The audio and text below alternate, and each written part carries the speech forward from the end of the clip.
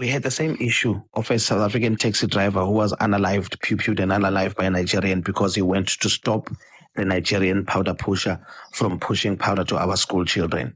Please don't pass, take your time and watch this video to the end. I have a very vital and a very crucial information to all my fellow Ghanaians across the globe and those that in Ghana. I was hosting live 3 days ago, and one South African guy joined the live. Our South African brother joined the live, and the kind of information this guy passed out, in fact, we need to learn from it. We're not passing this message to defend anyone or to spoil anyone's name, but rather to create an awareness. To take your time and watch this video to the end and listen to the voice note yourself. Greetings, my fellow Ghanaians and my loved ones across the globe. Thank you very much for showing up here today. I really appreciate your support and everything on this particular channel. If you have not subscribed to this channel, do us a favor, subscribe to this channel, like this video, and share this particular video to your fellow Ghanaian. Yes, in fact, I really love the way you guys have come together with one spirit to rise and defend the good name of Ghana. In fact, I really appreciate that. You guys should keep on the fire burning. Don't let anyone to do or to quench that particular fire, because this is our home and only that you have. That's the only home that you have. Yes, because we are not ready to be refugees in any other country. This is our home and we need to protect it and do it and defend it by all costs. So if you have not subscribed, subscribe to this channel, like this video, and share this particular video to your fellow Ghanaians. Host, it's the same thing we were facing in South Africa, because we had Nigerians in South Africa. Oh yes, SA is saying that TikTok actually records for you and they will send you the full recording when the live ends. But I will continue anyway. We had the same issue of a South African taxi driver who was unalived, pupiled and unalived by a Nigerian because he went to stop the Nigerian powder pusher from pushing powder to our school children. They unalived him. It caused an uprising in South Africa. And that was one of the incidents. We were not called Zeno because we just decided to wake up in the morning and become hooligans. We were called Zeno because we woke up and said enough is enough. You look at what supports this Zeno narrative. It's nonsensical, host. We do not, we wake up in the morning, we live with these people in our townships, in our communities. We wake up in the morning and go to work with them. 3 a.m., 4 a.m., 5 a.m. in the morning, we don't unalive them. If we were so barbaric, you would be hearing every day that we are unaliving these people. That's the name, the voice in Pretoria. Dudula just posted it. And another thing, host, is that you guys need to stop complimenting yourselves for being soft and being gentle. You're not the first Ghanaian I've heard saying that. And in fact, Nigerians are also tapping into this whole thing of saying that you guys are soft and gentle. You can't speak softness to people who are speaking violence. You speak the appropriate language so that they understand you. These people are there to divide you guys, and you are talking about being soft. These people are there to take from you and your society. You are talking about being soft. There isn't a single country in the world, host, that Ghanaians are entitled to besides Ghana. There isn't a single country in the world that should prioritize Ghanaians besides Ghana. You can't leave your country, Ghana, and go and claim no other country is obligated to do that.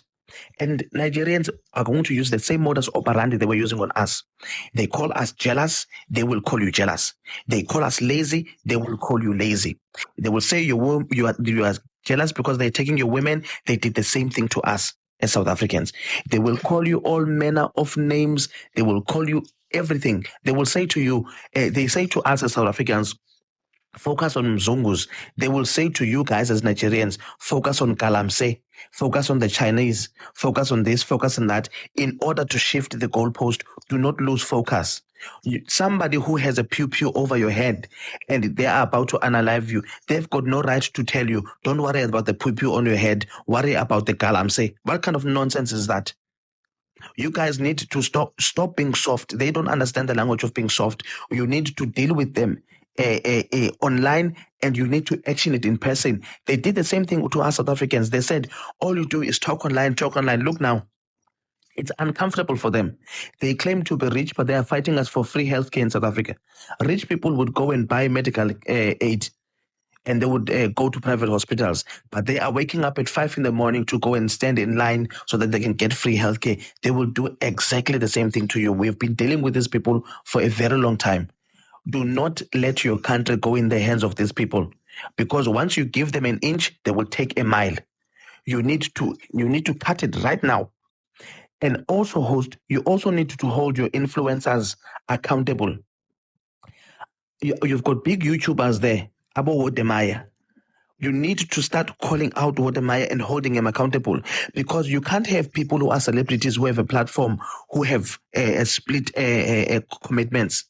They either need to commit to Ghana and Ghanaians, or they need to commit to other people. They need to make up their decision.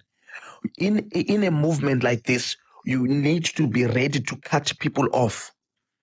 We have had people that we started this movement with that have betrayed us, and we had to cut them off. It's very difficult sometimes, but it needs to happen. And one last warning I want to warn you Ghanaians on. There are Ghanaian women who are married to Nigerian men. Those people are the ones who are going, they are the inside work. They are the ones who are going to internally jeopardize you guys. You need to, we call them Jolofinas in South Africa. You need to isolate Jolofinas. You need to isolate Jolofinas. They also need to pick a side. If they don't pick a side, reject them with their husbands and their babies. It sounds cruel, but it needs to happen. You can't be compromised in a movement like this. You cannot be compromised in a movement like this. If a Jolofina comes and says, but I'm married to a Nigerian man, they must take the Nigerian man and move to Lagos and be an Igbo wife there in Lagos with their child.